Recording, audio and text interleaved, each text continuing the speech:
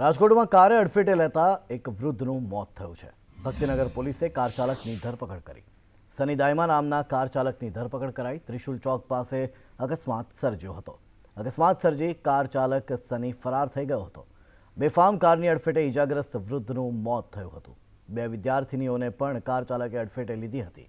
રાજકોટ અકસ્માતની ઘટનામાં ઈજાગ્રસ્ત વૃદ્ધ નલિનભાઈનું મોત થયું. બે છાત્રાઓ ઈજાગ્રસ્ત બની. આરોપી ટૂંક સમયમાં જ પકડાઈ ગયો હતો. ગાડી નંબરના આધારે તપાસથી આરોપી સુધી પહોંચી હતી પોલીસ. અંબાણી પરિવારના મહેમાનોમાં થઈ રહ્યો છે વધારો. જામનગર અંબાણી પરિવારના મહેમાન બન્યા લક્ષ્મી મિત્તલ અને તેમના પત્ની. સાઉથ મૂવી સ્ટાર રામચરણ જામનગરમાં અંબાણી પરિવારના મહેમાન બન્યા. મહારાષ્ટ્ર ડીજી નાગરાજ પાટીલ અને કેરન પોલાર્ડ મુંબઈ ઇન્ડિયન્સના ખેલાડી જામનગર એરપોર્ટ પર પહોંચ્યા. અંબાણી પરિવારના મહેમાન બન્યા. કતારના પીએમ શેખ મોહમ્મદ બિન અબ્દુલ રહમાન અલ થાની જામનગર પહોંચ્યા. એનસીપી નેતા પ્રફુલ્લ પટેલ અંબાણી પરિવારના મહેમાન બન્યા. Bollywood star John Abraham Ambani પરિવારના મહેમાન બન્યા. કેન્દ્રીય મંત્રી અનુરાગ ઠાકુર જામનગરમાં અંબાણી પરિવારના મહેમાન બન્યા.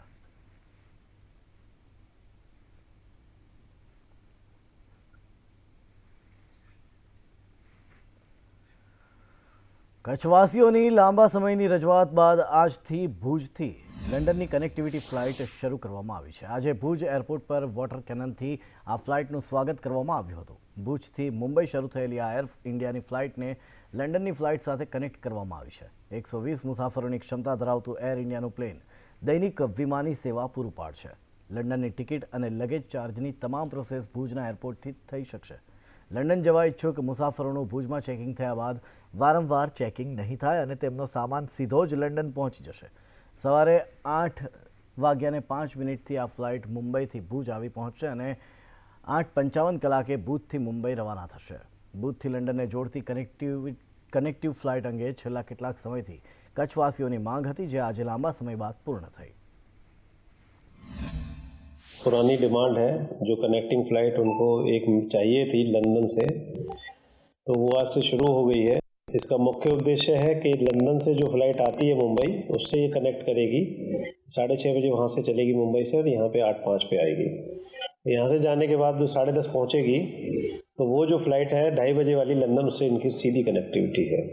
दूसरा मुख्य बात इसमें यह है कि आप लंदन का जो है सारा जो है टिकट यहीं आपको मिल जाएगा और सामान भी आपका जो लंदन का है, जो इंटरनेशनल आपका स्टैंडर्ड पे है, वो सारा आप यहीं जमा कर देंगे. आपको जो है सामान को बार बार लेने के लिए और जमा करने के लिए इंटरनेशनल के लिए कोई ज़रूरत नहीं पड़ेगी.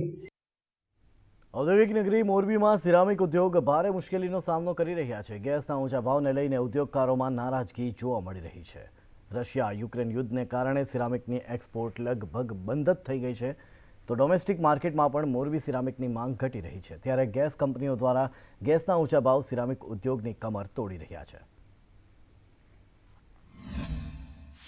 અને એક્સપોર્ટમાં પણ અત્યારે જે હુતીના રેડ સીના જે પ્રોબ્લેમ છે, એના હિસાબે કન્ટેનરના ફ્રેટ વધવાથી અત્યારે જે મોરબીથી જે એક્સપોર્ટ થતું હતું, એટલે ઇમ્પોર્ટર જે બહારના હતા ફોરેન બાયર, એ લોકોએ કન્ટેનરના ફ્રેટની હિસાબે પોતાના જે ઓર્ડર છે એ પણ અત્યારે ક્લોઝ કરી દીધા છે. એટલે અત્યારનું એક્સપોર્ટ ટોટલી 80% જેવું ઘટી ગયું છે. એટલે માર્કેટ બંને બાજુથી પ્રોબ્લેમવાળું છે. મોરબી સિરામિક ક્લસ્ટરમાં આજે ફ્યુલમાં એક તો નેચરલ ગેસમાં ગુજરાત ગેસ સપ્લાય કરે છે, તેમજ પ્રોપેન ગેસમાં એઓસીએલ, એચપીસીએલ, બીપીસીએલ ને રિલાયન્સ આ બધા સપ્લાય કરતા હોય છે. જનરલી પ્રોપેન ગેસના ભાવ સમરમાં નીચા હોય છે ને વિન્ટરમાં વધી જતા હોય છે, કારણ કે યુરોપમાં એમાં કન્ઝમ્પશન વધતું હોય છે. તો હાલ પ્રોપેન ગેસના ભાવ ઊંચા છે અને ગુજરાત ગેસના જ નેચરલ ગેસનો આંતરરાષ્ટ્રીય બજાર ભાવ જોવા જઈએ તો છેલ્લા 4-5 વર્ષના તળિયાના ભાવ છે. એટલે સિરામિક એસોસિએશનના હોદ્દેદારો ગઈકાલે ગુજરાત ગેસના એમડી સાહેબ સાથે મિટિંગ કરી અને ભાવ ઘટાડવા માટે રજૂઆત કરી. ડાકોરમાં પ્રાથમિક સુવિધાઓના અભાવને લઈને રોષ. ડાકોર ટ્રાફિક સર્કલ પાસે સ્થાનિકોના પ્રતિક ઉપવાસ. યાત્રાધામ ડાકોરમાં ગંદકી અને ગટરો સાફ કરવાની માંગ. ઓવરબ્રિજ નીચે તાત્કાલિક સર્વિસ રોડ બનાવવાની માંગ. શૌચાલય, પીવાના પાણીની સુવિધાઓ માટે માંગણી ન સંતોષાય તો અમરનાથ ઉપવાસની પણ ચીમકી. ડાકોરમાં પ્રાથમિક ગંદકી, ગટરો અને સર્વિસ રોડને લઈ પ્રતિક ઉપવાસ. ડાકોર ટ્રાફિક સર્કલ પાસે સ્થાનિકોના પ્રતિક ઉપવાસ. હોળી પૂનમ પહેલા યાત્રાધામ ડાકોરમાં ગંદકી અને ગટરો સાફ કરવાની માંગ. ઓવરબ્રિજ નીચે તાત્કાલિક સર્વિસ રોડ બનાવવાની પણ માંગ. હોળી પૂનમમાં યાત્રીઓ માટે શૌચાલય અને પીવાના પાણીની સુવિધાઓ માટે માંગણી. ગોમતી તળાવની સ્વચ્છતા કરી દબાણો દૂર કરવાની પણ માંગ. માંગણીઓ નહીં સંતોષવામાં આવે તો અમરનાથ ઉપવાસની આંદોલનકારીઓની ચીમકી. અમારી મુખ્ય માગણી એવી છે કે હોળીની પૂનમ પહેલાં આવનાર ભક્તોને પીવાના પાણી, શૌચાલય, જમવાની સુવિધા પૂરી પાડે. ડાકોરના આગમનથી સમગ્ર શહેરમાં ઉભરાતી ગટરો, ખુલ્લી ગટરો તાત્કાલિક સમારકામ કરવું. શહેરમાં સ્વચ્છતા કરવા અંગે જે એનજીઓને કામ ફાળવેલ છતાં ઠેર ઠેર મુખ્ય રસ્તાઓ અને પહોળો સોસાયટીમાંથી કચરાનો ઢગ એટલે ગંદકી, એટલે તે ગંદકી કોન્ટ્રાક્ટો દ્વારા સ્વચ્છતા કરવામાં તાત્કાલિક ધોરણે. જામનગરમાં મુખ્યમંત્રી ભૂપેન્દ્ર પટેલના હસ્તે ખાતમુહૂર્ત અને લોકાર્પણ કાર્યક્રમ યોજાયો. ગૃહમંત્રી હર્ષ સંઘવી પણ કાર્યક્રમમાં હાજર રહ્યા. હર્ષ સંઘવીએ ગેરકાયદે દબાણો અંગે થયેલ કામગીરીને યાદ કરી. હર્ષ સંઘવીએ કહ્યું કે જે જગ્યાએ લાઇબ્રેરી અને સ્ટેડિયમ બનવા જોઈએ ત્યાં ચોક્કસ લોકો દ્વારા દબાણ કરવામાં આવતું હતું. રાજ્ય સરકારે આવા દબાણો દૂર કરવામાં તમામ કામગીરી કરી છે. સાથે જ કન્યા વિદ્યાલયની અંદર અવૈધ ધાર્મિક દબાણનો મુદ્દો પણ યાદ કર્યો અને કહ્યું કે ત્યાં આવા દબાણ દૂર કરી પ્લેગ્રાઉન્ડ ખુલ્લું કરવામાં આવ્યું. નાગરિકોને એક સ્કૂલ કે જે જામનગર શહેરના પોશ વિસ્તારમાં આવેલ છે, અતિ મહત્વની પ્રાચીન રાજાશાહી વખતની સરકારી કન્યા વિદ્યાલય, વર્ષો વર્ષ પહેલા આ સ્કૂલ બાંધવામાં આવેલી હતી. અમુક માણસો દ્વારા ઘણા વર્ષોથી ત્યાં અવૈધ ધાર્મિક બાંધકામો કરવામાં આવ્યા. એ સ્કૂલમાં ભણતા બાળકોને પ્લેગ્રાઉન્ડ પર કબજો કરવામાં આવ્યો. રાજ્ય સરકાર દ્વારા આ અવૈધ બાંધકામને દૂર કરીને એ શાળામાં ભણતા બાળકોને પ્લેગ્રાઉન્ડ ખુલ્લું મૂકી લેવામાં આવ્યું. ઓબીસી ડિપાર્ટમેન્ટ નવનિયુક્ત ચેરમેન રાજેશ ગોહિલે પ્રતિક્રિયા આપી છે. રાજેશ ગોહિલે કહ્યું કે રાહુલ ગાંધીની ભારત જોડો ન્યાય યાત્રામાં વધુમાં વધુ લોકોને જોડાવવાનો પ્રયત્ન કરીશું. ઓબીસી સમાજના રહેલા પ્રશ્નોને ઉજાગર કરવાનું આગામી દિવસોમાં કામ કરીશું. તેમણે વધુમાં જણાવ્યું કે લોકસભા ચૂંટણીને લઈને પક્ષ જે પ્રમાણે બેઠકની ફાળવણી કરે તેમાં સંતોષ છે અને હાલ ઓબીસી સેલ કે ઓબીસી સમાજ દ્વારા કોઈ ટિકિટની માંગણી કરવામાં આવી નથી. ગુજરાતના ઓબીસીના ચેરમેન તરીકે અને મહેશભાઈ રાજપૂત, રાજુભાઈ આહિર, રમેશભાઈ દેસાઈની વર્કિંગ ચેરમેન તરીકે નિમણૂક કરવામાં આવી છે, ત્યારે અમે ઓબીસીના માટે, ઓબીસીના હક માટે, જે ઓબીસીને અન્યાય થઈ રહ્યો છે એના માટે અમે લડાઈ કરીશું. રાજકોટમાં પ્રથમ વખત સ્માર્ટ પ્રીપેઇડ મીટર લગાવ્યું. સ્માર્ટ મીટર એજન્સી એનર્જી સેવિંગનો મોટો ફાયદો થશે. સ્માર્ટ પ્રીપેઇડ મીટર મોબાઈલમાં તમામ માહિતી આપશે. મીટર ડેટા મેનેજમેન્ટ પણ મોબાઈલથી કરી શકાશે. પ્રથમ ફેઝમાં 23.66 લાખ મીટર લગાવવામાં આવશે. સરકારી કચેરીઓમાં મીટર લગાવવાની શરૂઆત. पोस्टपेड मीटर में क्या होता है कि जो आपका कंजम्पशन हुआ वो आपको पता चल गया. उसके अलावा कोई इसमें टेक्नोलॉजी ऐसी नहीं है जो आपसे रियल टाइम इंटरेक्शन कर रही हो. ये आपको वो रियल टाइम इंटरेक्शन प्रोवाइड करेगा, जो कि एक भविष्य की टेक्नोलॉजी है जिसको हमने इस पे इंटीग्रेट किया. आजकल सब लोग घर में वो सिस्टम्स लगाते हैं, मोबाइल रिमोट ऑपरेटेड आइटम्स लगाते हैं, AI technology, internet of things जिसको बोलते हैं. वो सब आपको ये सब फैसिलिटीज़ इसके थ्रू इंटीग्रेट करके आप उसको कर सकते हैं. मोबाइल ऐप में कंटिन्यूअसली आपका मीटर में क्या कोई इशू आ रहा है, कोई प्रॉब्लम आ रही है, तो आपको वो तरत फ्लैश करेगा.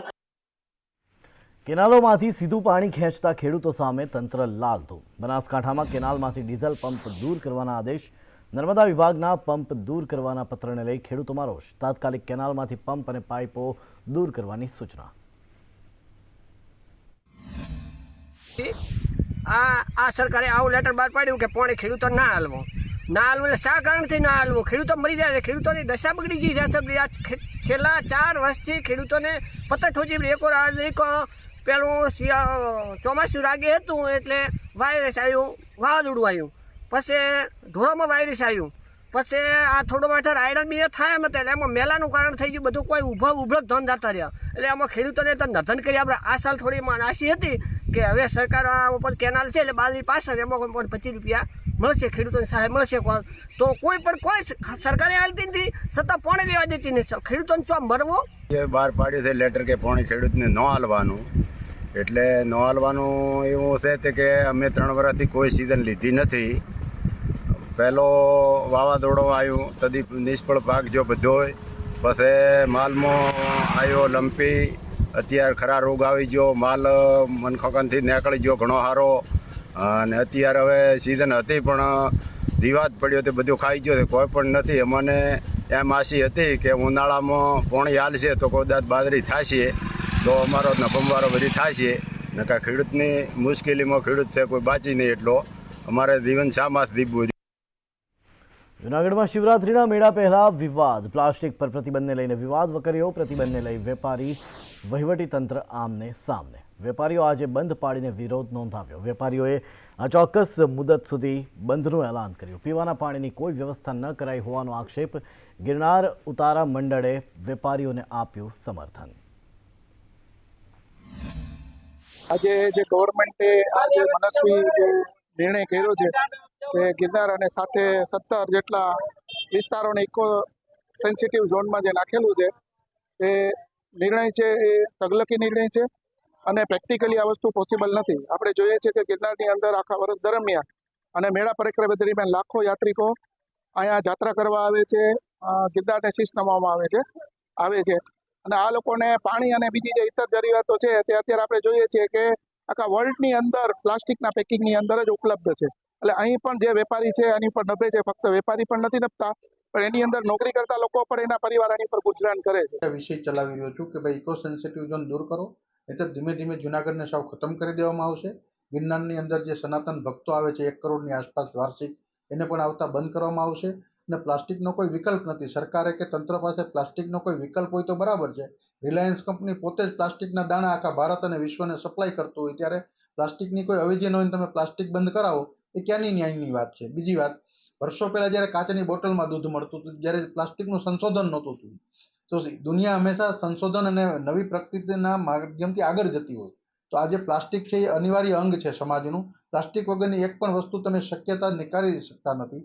અને આ જે સરકારે નિયમ લીધો છે કે ભાઈ પ્લાસ્ટિક સાવ બંધ, 5 તારીખથી ભવનાથની અંદર મહાશિવરાત્રી મેળાનું આયોજન થવા જઈ રહ્યું છે. 15 થી 20 લાખ પબ્લિક આવશે.